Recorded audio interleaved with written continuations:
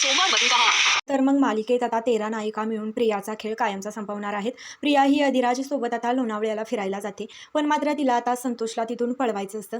कारण आता खून करतानाचा एकच साक्षीदार असतो, तो म्हणजे संतोष. तो आता लोणावळा पोलिसांच्या ताब्यात असतो. त्यामुळे सायली आणि अर्जुन तिथे न पोहोचावे म्हणूनच प्रियाची सगळी धडपड सुरू असते. अधिराज सायलीला फोन करून सगळं सांगतो की प्रिया मला फोर्सफुली लोणावळ्याला घेऊनच चालली.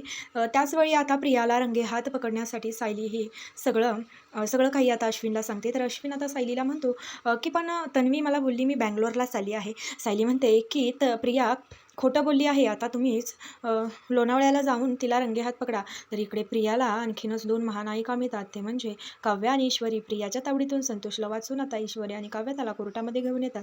त्याचवेळी प्रिया आता पूर्णपणे एकटी पडलेली आहे.